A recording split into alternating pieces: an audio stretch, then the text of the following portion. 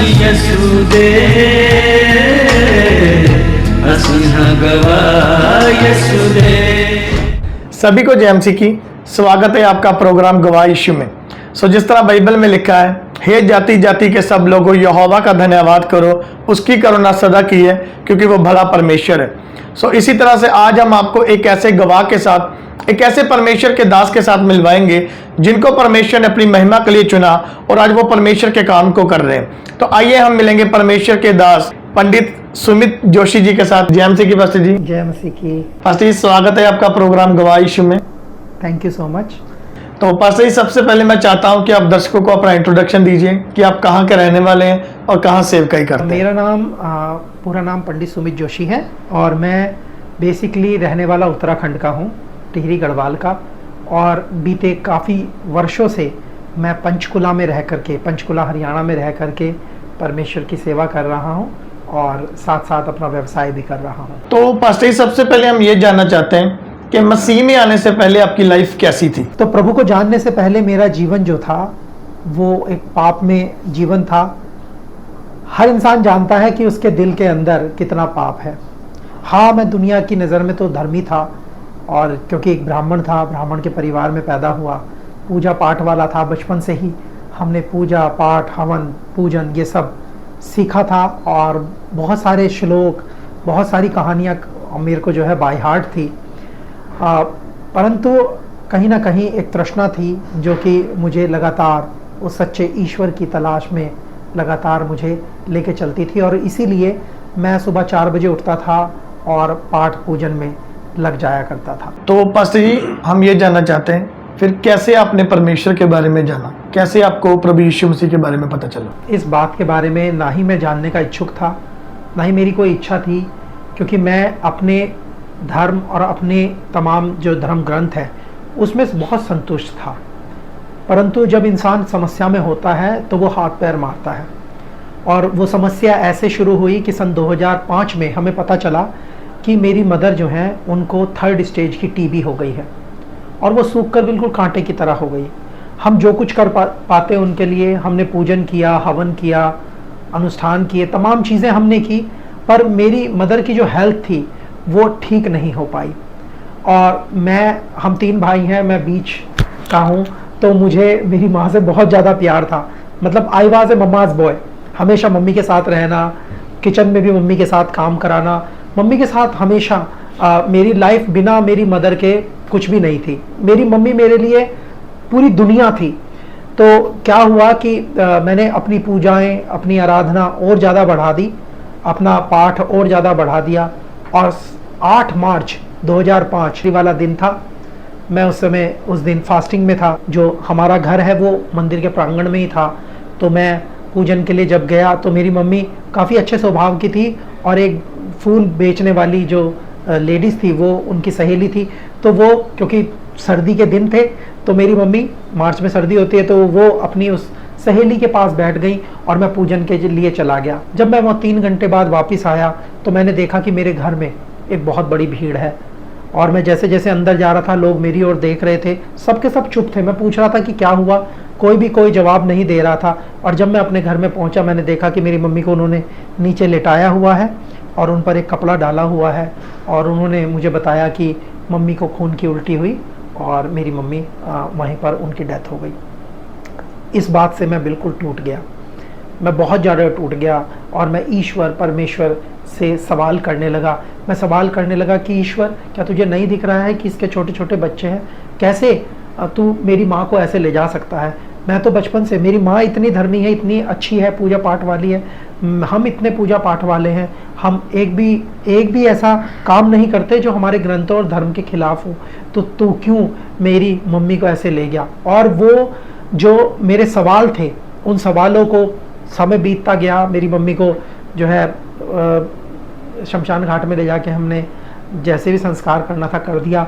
उसके बाद घर मुझे काटने को दौड़ने लगा, मुझे अपने घर में बिल्कुल भी चैन नहीं मिलता था। मैं एक तरह से डिप्रेशन में चला गया और मैंने 3 अटैम्प्ट किए मरने के। मैंने देखा कि जब इतनी अच्छी मेरी मदर थी वो फिर भी इतनी बुरी मौत मरी, ऐसे खून की उल्टी होकर मरी, तो मुझे लगा कि शायद कोई ईश्वर परमेश्वर अब नहीं है और शायद कोई ईश्वर परमेश्वर किसी की पूजा को नहीं ग्रहण करता, किसी की प्रार्थनाओं को नहीं सुनता और कुछ भी नहीं है। मेरा सब कुछ ऐसा लगा कि जैसे चला गया हो और मैं डिप्रेशन में चला गया और मैंने मरने की ठान ली और मैंने 3 बार जहर भी खाया। और इस तरह से मैं जब डिप्रेशन में था तो पहली बार जब मैंने ऐसे गलत काम किए, बहुत लोगों ने मुझे समझाया, दूसरी बार समझाया जब मैंने मरने की कोशिश की, तीसरी बार लोगों ने समझाना बंद कर दिया।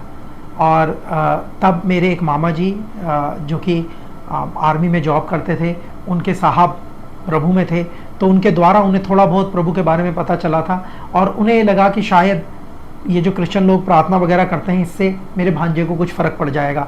और वो कुछ क्रिश्चियंस को ले आए और वहाँ पर प्रार्थना हुई। मैं बड़ी कहानी को छोटा बना के आपको बता रहा हूँ। वहाँ मेरे लिए प्रार्थना हुई और उस दिन उस प्रार्थना से 2 चमत्कार हुए। पहला कि जो मैंने पॉइजन ले रखा था उसका रिएक्शन रुक गया। दूसरा चमत्कार ये हुआ कि मुझे ऐसा लगा कि जैसे मेरे सर पर से किसी ने एक बहुत बड़ा पत्थर, बहुत बड़ा बोझ हटा दिया हो। मुझे बहुत लाइट महसूस हुआ और मैं ये सोचने लगा कि शायद इन्होंने मेरे ऊपर जादू टोना किया है। और मेरे मन में जैसे सवाल, आपको पता है बहुत सारे थे, लोग मुझसे चिढ़ जाते थे, लोग मुझे पागल कहना शुरू कर चुके थे।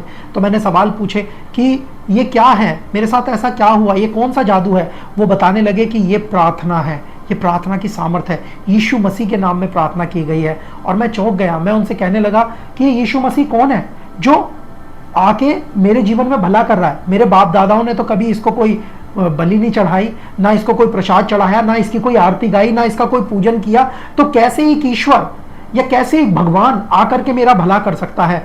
मेरे अंदर एक भावना पैदा हुई कि मैं और भी ज्यादा प्रभु को जानूं, उस प्रभु को जानूं जिसने, मैंने उसके बारे में इतना जाना नहीं, पहचाना नहीं, उसकी पूजन नहीं किया, उसको कुछ दिया लिया नहीं, फिर भी उसने मेरा भला किया। तो कौन है जो मेरी जान बचाना चाहता है। और ये जानने के लिए मैं एक छोटी सी मंडली, सत्संग वहाँ लगता था प्रभु का, मैं वहाँ पर जाने लगा। मैं 8 संडे गया हूँगा वहाँ और मेरी ज़िंदगी बदल गई। क्योंकि जो सवाल मेरे होते थे, मेरे सवाल बड़े कठिन होते थे। मेरे सवाल ये होते थे कि मेरी मम्मी, जबकि उसके कर्म अच्छे थे, तो वो क्यों मरी। तो कुछ लोग कहने लगे कि वो हो सकता है पिछले जन्म के कर्मों की वजह से मर गई, इतनी बुरी मौत। तो मैंने कहा कि भैया पिछले जन्म में कर्म, कभी तो ये कहते हैं कि हमने पिछले जन्म में कुछ अच्छे कर्म करे होंगे तब हमें इंसान की योनि जो है वो मिली है। तो ये बात और वो बात मैच नहीं करती है। दूसरी बात, उसने तो बहुत ही अच्छे कर्म किए होंगे कि एक ब्राह्मण के घर में पैदा हुई।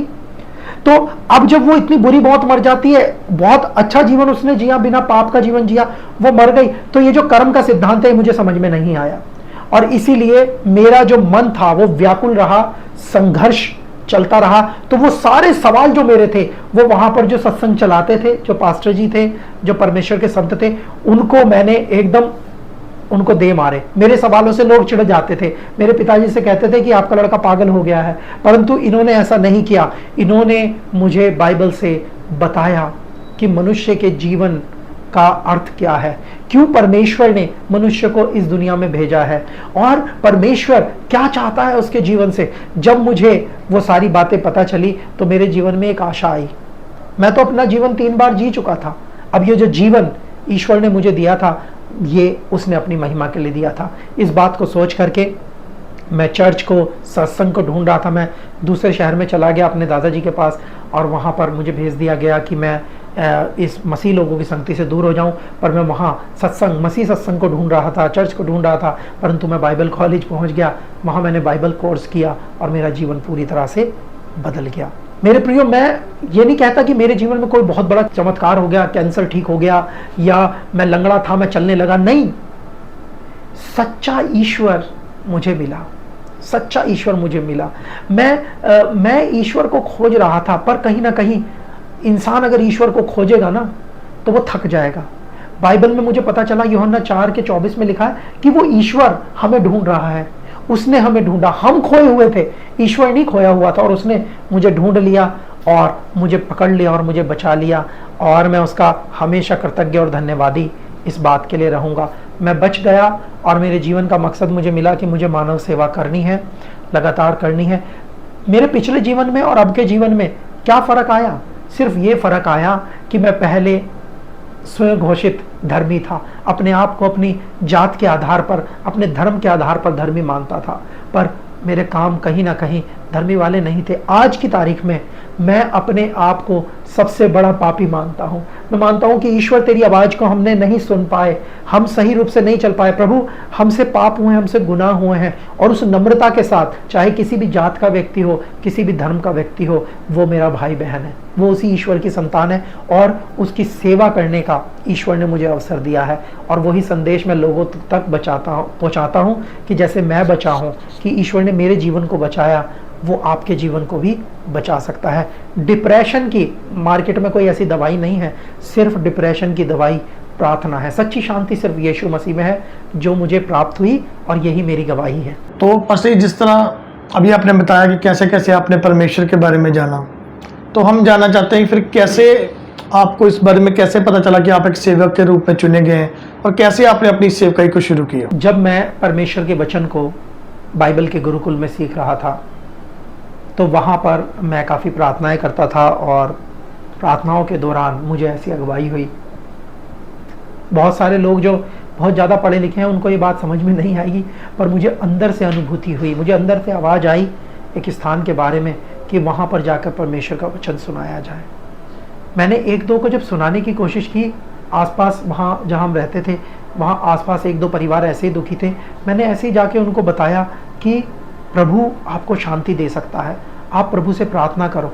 मैं सिर्फ ये बोल के उन्हें आ गया। उन्होंने पूछा था मुझसे कि कैसे प्रार्थना करें। मैंने कहा बस प्रभु यीशु का नाम लेके प्रार्थना करना।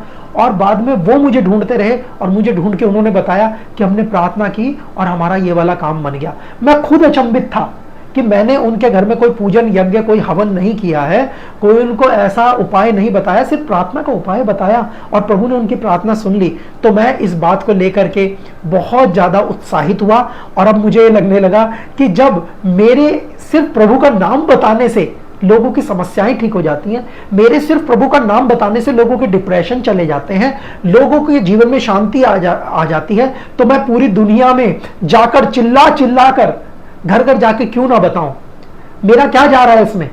जब मुझे जिस चीज का अनुभव हुआ है वो दूसरों के जीवन में वो अनुभव आ जाएगा तो कितनी अच्छी बात होगी। तो इसीलिए मैं इस सेवा में आया, और इसीलिए मेरा ये लक्ष्य है कि मैं पूरी दुनिया में जाके सारी भाषा वाले लोगों को जाकर के प्रभु यीशु का वचन, जो शांति का वचन है, जो उद्धार का वचन है, वो सुनाऊं। तो पास्टर जिस तरह हम देखते हैं कि जब एक पर्सन मसीह में आता है, खास करके जब वो सेवकाई में उतरता है, तो कई बार क्या होता है कि उसकी लाइफ में कोई दुख परेशानी या प्रॉब्लम आ जाती है, तो बहुत से लोग हैं जो बैकस्लाइड हो जाते हैं या क्विट कर देते हैं। तो हम जानना चाहते हैं कि आपकी लाइफ में कभी कोई ऐसा पल आया हो जब आपको लगा हो कि मैं छोड़ दूं, मसीह को क्विट कर दूं? मैंने बाइबल का एक वचन पढ़ा है, रोमियो 8 में लिखा है कि हमें मसीह के प्रेम से कुछ भी अलग नहीं कर सकता है। और इस बात के लिए मैं पहले से तैयार था। मेरे पास तो खोने के लिए कुछ था ही नहीं। मैंने तो जीवन में यीशु में आने के बाद सब कुछ पाया ही पाया है। जीवन पाया, परिवार पाया, जैसे मेरी पत्नी बच्चे हैं उनके मैं सच में आई डोंट डिजर्व, इतनी अच्छा परिवार मैं डिजर्व नहीं करता। मैंने प्रभु से जो मांगा वो उसने दिया। हाँ, तूफान आए, और ऐसे ऐसे तूफान आए जिसमें लोगों को लगा कि मैं मसीह को छोड़ दूंगा। लोगों ने मुझसे आके कहा कि तू मसीह को छोड़ दे, परंतु मैंने नहीं छोड़ा। और उसकी मैं गवाही आपको बताना चाहता हूँ। मेरी बेटी, हम लोग प्रार्थना कर रहे थे, मेरा बेटा जो है वो 7 साल का है, और हम प्रार्थना कर रहे थे कि परमेश्वर हमें एक और बेटी के लिए हम प्रार्थना कर रहे थे कि परमेश्वर हमें बेटी दे। और मेरी पत्नी को कुछ कॉम्प्लिकेशन थी, कुछ दिक्कत थी, जिस वजह से वो जो है प्रेग्नेंट नहीं हो पा रही थी। पर दवाइयाँ, इलाज उन्होंने कराया, उससे ठीक नहीं हुए, फिर हमने छोड़ दिया। हमने परमेश्वर पर भरोसा रखा, और हमें पता चला कि मेरी वाइफ प्रेग्नेंट है, और हम बड़े खुश हुए इस बात से, और प्रभु का आनंद हमने किया। और हमने जो 3रे महीने का जो स्कैन होता है, अल्ट्रासाउंड, वो कराया। सब कुछ ठीक था, हमें बहुत अच्छा लग रहा था, मैं अपनी वाइफ की केयर कर रहा था। 3रे महीने के स्कैन के बाद मेरी पत्नी को दिक्कतें आने लगी। उसका मुंह सूज गया, पैर हाथ सूज गए, उसको अजीब सी बेचैनी हो गई। तो हमें लगा शायद गर्मी की वजह से कुछ ऐसा हो रहा है। तो हमने जो है कोशिश की कि उसको हम AC लगाएं, कूलर लगाएं किसी तरह से। और डॉक्टर के पास मैं ले जाता था तो डॉक्टर कहते थे बार बार हम स्कैन कर नहीं सकते, बच्चा ठीक था, पिछला स्कैन ठीक है। पर उसकी समस्या समाप्त नहीं हो रही थी, वो दिन ब दिन और परेशान होती जा रही थी। तो मैंने डॉक्टर साहब से रिक्वेस्ट की, डॉक्टर सीमा गुप्ता हैं पंचकुला में। मैंने उनसे कहा डॉक्टर साहब आप एक स्कैन और कर लीजिए, जबकि वो तैयार नहीं थी। पर उन्होंने जब स्कैन किया 1-2 महीने बाद, दवाइयाँ देती रही, स्कैन किया, तो वो चौंक गई। उन्होंने मुझे कैबिन में अंदर बुलाया और डॉक्टर साहब कहने लगी कि देखिए आपको अभी इन्हें पीजीआई ले जाना पड़ेगा, क्योंकि इनके जो पेट है उसमें हेमोथोमा है, मतलब बहुत बड़े बड़े ब्लड क्लॉट्स हैं और या फिर ट्यूमर है। तो बड़े से मुझे ये समझ में आया कि हो सकता है कि 2 इंच 4 इंच 6 इंच इतना बड़ा हो। और मेरी पत्नी को जो कॉम्प्लिकेशन, वो कह रहे थे कि बहुत कॉम्प्लिकेशन है और बच्चे को बहुत खतरा है। तो ये सैटरडे का दिन था। हम जब उस अल्ट्रासाउंड सेंटर और डॉक्टर से के क्लिनिक से बाहर निकल रहे थे, तो वहाँ पर एक परमेश्वर की दासी हमें मिली, सिस्टर मार्गरेट, जो परमेश्वर की दासी हैं। तो वो दिखी तो मेरी पत्नी रोने लगी। तो हमने गाड़ी में बैठ करके प्रार्थना की और मैंने अपनी पत्नी से कहा कि अब तक भी तो आप नॉर्मल व्यवहार कर रही थी, तो अब एकदम से क्यों एकदम से ऐसे रोने लगी? टेंशन मत लो, कल संडे है, हम प्रार्थना करेंगे और हम परमेश्वर से प्रार्थना करके हम तब जाएंगे जहाँ भी जाना होगा। हमारे जीवन प्रभु का है। मैं, हमारा बेटा स्कूल में था उस दिन, है ना, हम ऐसे कैसे एकदम पीजीआई चले जाएं? तो हम घर गए, हमने प्रार्थना की, हमने अपने विश्वास को मजबूत किया, प्रार्थना की। संडे हमने परमेश्वर के भवन में हमने बिताया, हमने सत्संग किया और हम मंडे को जब लेके गए सेक्टर 32, जो कि एक पीजीआई का ही एक हॉस्पिटल है, वहाँ पर हम लेके चले गए। वहाँ पर डॉक्टरों की पूरी टीम ने जब एग्जामिन किया, वो लोग हैरान रह गए। एक स्कैन नहीं, कई स्कैन किए गए, कई अल्ट्रासाउंड किए गए और उन्होंने कहा कि जो प्लेसेंटा है, जहाँ से बच्चे को सांस आती है, वो प्लेसेंटा पूरी तरह से ब्लॉक है। पर बच्चे की धड़कन सही कैसे है, बच्चा कैसे जीवित है, ये हमें नहीं पता।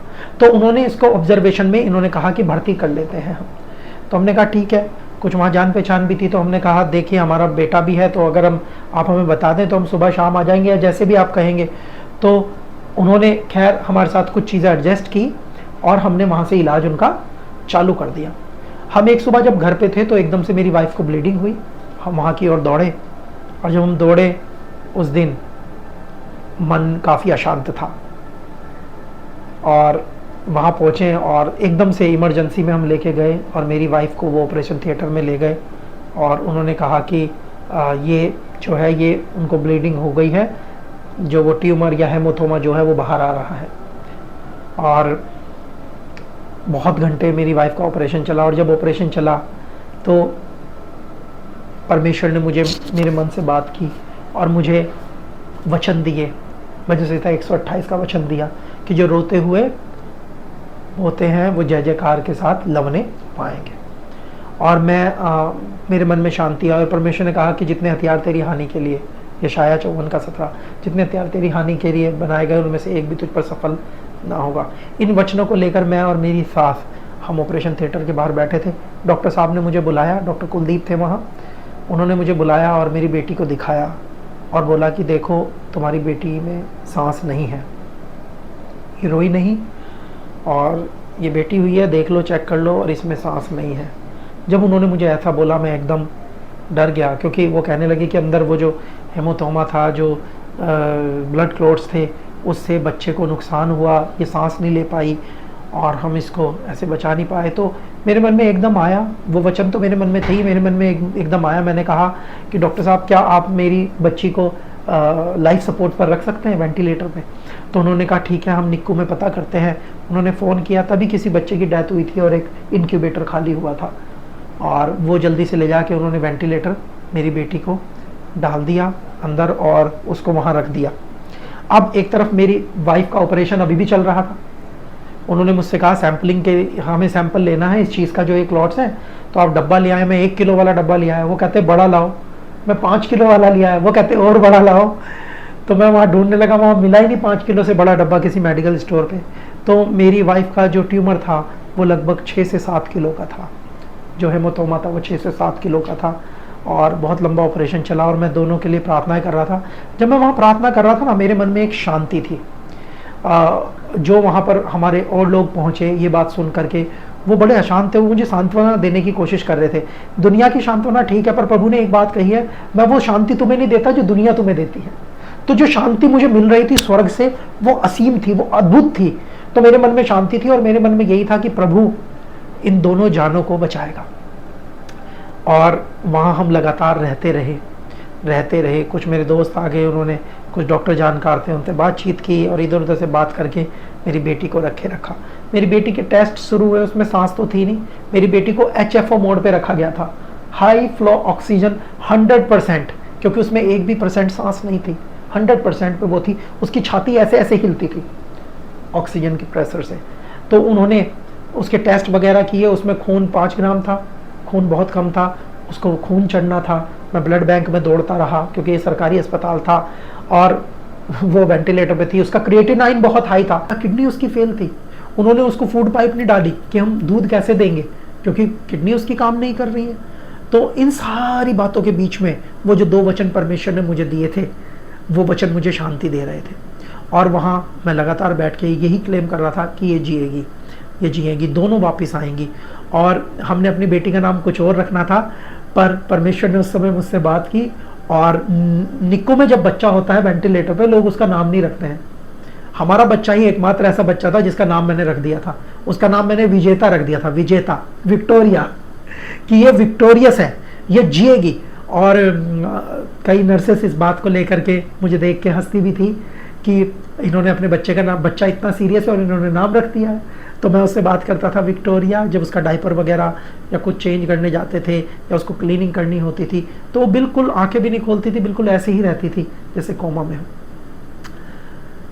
ये सब चलता रहा और मुझे डॉक्टर लोग कहते रहे, उन्होंने मेरे से कई बार साइन लिए कि कोई आशा नहीं है, 1% भी आशा नहीं है। पर मैं उनसे कहता रहा, ये वापस आएगी, ये वापस आएगी। परमेश्वर ने मेरी वाइफ को भी बचाया, वो अलग वार्ड में चली गई। उसे मैंने बताया कि बच्ची हुई है और ठीक है। थोड़ा सा वो जब ठीक हुई, उसको वो समझने लगी, उसको भी मैंने ले जाके बच्ची को दिखाया निक्को में, जहाँ परमिशन नहीं होती ज़्यादा लोगों के जाने की। दिखाया, बच्ची की हालत देख के वो बहुत रोई, परंतु हम प्रार्थना करते रहे। बहुत लोगों को दर्शन आया, मेरे साले को दर्शन आया कि 40 दिन 40 रात जो नूह के समय हुआ था ऐसा। तो हमें समझ में नहीं आया, पर वो प्रभु के लोगों ने बताया कि 40 दिन तक ये परीक्षा रहेगी इस तरह से। तो हम लगातार प्रार्थना करते रहे और 14वें दिन मेरी बेटी का जो फेफड़ा था वो ज़्यादा ऑक्सीजन के प्रेशर के कारण फट गया, खुल गया। डॉक्टर साहब मेरे पास आए और मुझे बहुत बोलने लगे कि तुमने इस बच्चे को रखा हुआ है ऐसे यहाँ पर और कुछ नहीं है बच्चे में, और देखो अब ऑक्सीजन की वजह से उसका फेफड़ा खुल गया है, फट गया, रेस्पिरेटरी सिस्टम कोलैप्स हो गया है, अब इसके बचने के चांस है ही नहीं, किडनी पहले ही फेल है इसकी, है ना, ये वैसे ही इसका कुछ नहीं चल रहा है और ये कैसे अब करेंगे। तो मैंने रिक्वेस्ट की, मैंने कहा मैं प्रभु को मानता हूँ, और वो इस बात से नाराज़ भी हुए। मैंने कहा मैं प्रभु को मानता हूँ और आप करिए। तो उन्होंने उसको बच्चे को यहाँ से काटा थोड़ा, और उन्होंने जो भी रिपेयर करना था फेफड़ा वो रिपेयर किया और उसको बंद किया। और तब भी डॉक्टरों की तरफ से कोई आशा नहीं थी। उन्होंने मुझसे कई बार लिखवाया, उन्होंने मुझे काउंसलिंग, मुझे और मेरी वाइफ को काउंसलिंग भी दी कि आप अपने मन को तैयार करो, इस बच्चे में 1% भी चांस नहीं है, क्योंकि इसके बहुत सारी कॉम्प्लिकेशन है। रेस्पिरेटरी सिस्टम काम नहीं करता है, किडनियाँ इसकी ख़राब हैं, है ना, अभी तक इसका कुछ भी चल रहा नहीं है, इसका खून नहीं है इसके अंदर, उसको पता नहीं कौन कौन से वायरस हो गए, मतलब दुनिया भर की दिक्कतें। पर हम लगातार विश्वास में मौजूद रहे। मेरे दोस्त मेरे पास आए कि फलाने बाबा के नाम से तू कुछ पैसे मन्नत मांग के रख दे। कुछ लोग मेरे पास आए कि फलाने के नाम से तू कुछ मन्नत मांग ले। मैंने उनसे एक ही बात कही, मैंने कहा चाहे मेरी बेटी बचे या ना बचे, प्रभु को मैं नहीं छोड़ने वाला हूँ, मैं प्रभु में हूँ। ये बच्चा प्रभु ने दिया है, मेरी वाइफ प्रभु ने दी है, प्रभु ने उसको ठीक कर दिया, इस बच्चे को भी प्रभु अद्भुत रीत से ठीक करेगा। विक्टोरिया के जीवन से प्रभु गवाही, विजेता वाली गवाही निकालेगा। तो इस बात को सोचकर और प्रार्थना कर कर हम लगे रहे। 17वें दिन डॉक्टर साहब आए मेरे पास और उनकी आंखें नम थी और कहने लगे यार तेरे भगवान ने तेरी बेटी को बचा लिया, वो सांस ले रही है। और पहली बार मेरी बेटी ने 17वें दिन सांस ली और उन्होंने HFO मोड थोड़ा सा कम किया, जो 100% पे चलता था, कम किया, मोड बदले। और उसके 6 दिन बाद मेरी बेटी का क्रिएटिनाइन बिल्कुल नॉर्मल हो गया, उसकी किडनियाँ ठीक हो गई। और ऐसे करके 28 दिन में उस इनक्यूबेटर में मेरी बेटी पूरे रूप से स्वस्थ होने लगी और पूरे 40 दिन में मेरी बेटी वहाँ से डिस्चार्ज हुई। 41वें दिन डिस्चार्ज हुई और हमने पूरा प्रोसेशन निकाला, भजन संहिता 136 पढ़ते हुए कि यहोवा का धन्यवाद करो क्योंकि उसकी करुणा सदा की, और वो गवाही बन गई। तो मेरी बेटी की फाइल पर वहाँ रिसर्च चल रही है कि ये कैसे हुआ। उन्होंने बल्कि हमें कहा था कि हम इस बच्ची का बर्थडे भी निक्कू में मनाएंगे क्योंकि एक स्पेशल बच्चा है। डॉक्टर्स ने कहा कि आपके भगवान ने इस बच्चे को बचा लिया है और ये बिल्कुल अद्भुत और अलौकिक चीज़ हुई है। हमने नहीं बचाया, उन्होंने ये सब बोला, हमने नहीं किया, ये ईश्वर ने किया। हम धन्यवादी हैं उन डॉक्टरों के जिन्होंने प्रयास किए और ईश्वर ने उन्हें इस्तेमाल किया, परंतु उन्होंने खुद अपने मुंह से इस बात को कहा। और आज भी वो डॉक्टर वहाँ मौजूद है, विक्टोरिया की फाइल पर वहाँ रिसर्च चल रही है कि ये कैसे हुआ। और उन्होंने पर एक बात हमें कही कि आपके ईश्वर ने बचा तो लिया, पर ये बच्चा मंद बुद्धि रहेगा, ये सदा मंद बुद्धि रहेगा। वो कहने लगी मेडिकल साइंस में ये है कि अगर 7 दिन से ज़्यादा कोई बच्चा वेंटिलेटर पे रहता है तो उसको कॉम्प्लिकेशन आ जाते हैं, उसके सेंसर्स डिस्टर्ब हो जाते हैं और उसमें ना हाई सिंड्रोम डेवलप हो जाता है। और हमारे सामने कई बच्चों में हाई सिंड्रोम डेवलप हुआ वहाँ, जिनको वहाँ से भेज दिया गया और बाद में उनकी डेथ हो गई। तो कहने लगी कि बच्चा जीवन भर मंदबुद्धि रहेगा, क्योंकि आपका बच्चा तो वेंटिलेटर पे पूरे 28 दिन और इंक्यूबेटर में 40 दिन रहा, तो 7 से भी 4 गुना ज़्यादा रहा, तो मतलब ये मंदबुद्धि है। खैर, हमारा परमेश्वर जिसने इतना कर दिया वो आगे भी करने में सक्षम है, हम विश्वास करते हैं। तो हम इसी आशा के साथ ब्रेन MRI हमने वहीं कराया उसका, और डॉक्टर साहब ने जब रिपोर्ट देखी वो अपनी कुर्सी पे से उछल गए, क्योंकि हमारी बच्चे की जो रिपोर्ट है, जो ब्रेन MRI है, वो 100% नॉर्मल है और हमारा बच्चा 200% स्मार्ट है। विक्टोरिया 200% स्मार्ट है, बहुत स्मार्ट है, बहुत अच्छी है, बिल्कुल स्वस्थ है। उन्होंने कहा था कि आपको ऑक्सीजन सिलेंडर हो सकता है रखना पड़े क्योंकि इसके रेस्पिरेटरी सिस्टम में दिक्कत है। हमने कभी ऑक्सीजन सिलेंडर खरीदा ही नहीं, विक्टोरिया की और कोई दवाई नहीं चलाई, और वो बिल्कुल स्वस्थ है, मेरी वाइफ भी बिल्कुल स्वस्थ है। तो विश्वास, मैं इसको विश्वास की परीक्षा नहीं कहूँगा ब्रदर, मैं इसको विश्वास में प्रमोशन कहूँगा, कि विश्वास की परीक्षाएं विश्वास में प्रमोशन होती हैं। तो हमें प्रमोशन परमेश्वर ने दिया और हमारे को एक इतनी बड़ी गवाही दी। और जो लोग ये सोच के बैठे थे कि भाई अब मरेगी, इसकी पत्नी मरेगी, इसका बच्चा मरेगा, दोनों के दोनों स्वस्थ होकर आज परमेश्वर की महिमा कर रहे हैं, और हम परमेश्वर का धन्यवाद देते हैं इस बात के लिए। तो पास्टर, जिस तरह हम देखते हैं कि बाइबल में लिखा है कि जब लोग सच को जानेंगे तो सच उन्हें आज़ाद करेगा, तो इसी तरह से आज हम देखते हैं कि बहुत से लोग हैं जो सच्चाई को जान रहे हैं, यीशु मसीह के बारे में जान रहे हैं और यीशु मसीह को फॉलो कर रहे हैं। तो उसके दौरान कुछ लोग ये बोलते हैं कि ये जो क्रिश्चियन लोग हैं ये पैसे दे के धर्म परिवर्तन करते हैं या लालच देते हैं और लोगों को क्या करते हैं, धर्म परिवर्तन करते हैं। तो जिस तरह आपने बताया कि आप एक ब्राह्मण परिवार में से आए हैं, तो हम जानना चाहते हैं कि जब आप परमेश्वर में आए आपको कितने पैसे दिए गए, या आपने कभी अपनी सेवकाई में देखा हो या कभी देखा हो किसी का पैसे देकर धर्म परिवर्तन हुआ? मुझे आज तक किसी ने पैसे नहीं दिए और मिला भी नहीं मुझे कोई कि कोई ऐसा पैसे दे, ठीक है। और मुझे ये समझ में नहीं आता कि ये कहाँ से ये तथ्य आ गया है या किसने ऐसा कहा है। हमारे यहाँ पर ऐसा कुछ भी सिस्टम नहीं है। हाँ, परमेश्वर बरकत देता है, परमेश्वर ने मुझे बरकत दी, मैं अपना रोजगार करता हूँ, जिस काम में मैंने हाथ डाला ईश्वर ने उसमें मुझे आशीष और बरकत दी है। और मेरा अपना मानना है धर्म बदलने को लेकर के। कुछ लोग कहते हैं पैसे देकर धर्म बदल लिया, मैं उनसे कहता हूं कि यह बात मूर्खतापूर्ण बात है। धर्म का मतलब क्या होता है? सत्य, सच्चाई, अच्छाई, ईश्वर से आई हुई बात। आप मुझे बताइए, क्या इंसान की इतनी औकात या इतनी ताकत है कि वो सत्य को बदल दे? नहीं है। इंसान धर्म को बदल नहीं सकता है, इंसान को धर्म बदलता है। तो मैं प्रभु यीशु को जाना, बाइबल की शिक्षाओं को मैंने माना, दुश्मन से प्रेम करना सीखा, तो अब धर्म जो है उसने मुझे बदला ना। क्या हम धर्म को बदल सकते हैं? तो इसका मतलब धर्म कमजोर है कि कोई भी पैसे दे और बदल दे तो धर्म कमजोर हो गया ना? नहीं, धर्म कमजोर नहीं है, धर्म सामर्थ्य है। धर्म क्या है? सच्चाई। इसलिए तो बाइबल में आपने वचन सुनाया अभी 8:32 यूहन्ना, तुम सत्य को जानोगे और सत्य तुम्हें। तो धर्म में पावर है ना। धार्मिकता के बारे में ही तो प्रभु यीशु मसीह ने पहाड़ी उपदेश कहा, धन्य है वे जो धर्म के भूखे और प्यासे। धर्म की बात की, मतलब धर्म इंसान को बदलता है, इंसान की औकात नहीं कि वो धर्म को बदल दे। तो धर्म बदलने के लिए पैसे मिलते हैं। मैं कह रहा हूं धर्म बदलने के लिए पूरी दुनिया दांव पे लगा दो आप, फिर भी धर्म ना बदले। तो जो धर्म है वो सच्ची और अच्छी बातें हैं, वो शिक्षाएं हैं जो ईश्वर की हैं, उनको कोई बदल नहीं सकता क्योंकि वो ईश्वर की ओर से है। क्या आप दिन में रात कर सकते हैं? क्या रात को दिन कर सकते हैं? क्या बताइए। मनुष्य के पैदा होने के तरीके को बदल सकते हैं क्या? नहीं बदल सकते। उसी प्रकार से धर्म को भी कोई बदल नहीं सकता। जो सच्चा धर्म होता है, जो सच्ची शिक्षा होती है, वो इंसान के जीवन को बदल देती है। जैसे आप गूगल करके देख लीजिए, अरबों खरबों लोगों का जीवन यीशु ने बदल दिया। इसीलिए यीशु ने कहा कि मार्ग, सत्य और जीवन मैं ही हूं। वो जीवन को बदलता है, वो सच्चा है। तो पसी जो लोग अभी भी अंधकार में फंसे हैं या पाप में फंसे हैं, आप उनके लिए क्या मैसेज देना चाहते हैं? कि आप परमेश्वर की संतान हैं, परमेश्वर आपसे बहुत प्यार करता है। आप भटके ना। कई बार आपको ये लगता है मैं तो इतना पापी हूं, पता नहीं कौन मुझे, कोई धर्म मुझे गले लगाएगा कि नहीं लगाएगा। धर्म वरम किसी को गले नहीं लगाते हैं, इसीलिए तो यीशु क्रूस पर मर गए। इन धार्मिक लीडर्स नहीं तो उनको क्रूस पर मार दिया, और उन्होंने क्रूस पर जाकर भी अपनी बाहें फैलाई और ये कहा, हे पिता इन्हें क्षमा कर, ये नहीं जानते कि ये क्या करते हैं। और वो वही सच्चे धर्म को और वही सच्ची बातों को लेकर आए थे, इसलिए मुर्दों में से जिंदा हो गए और आज भी हमारी प्रार्थनाओं को सुनते हैं। तो प्रभु आपसे प्रेम करते हैं, आप उसके प्यार को जानिए। और मैं तो एक सीधी सी बात कहता हूं, आप सबको पुकार के देख लीजिए।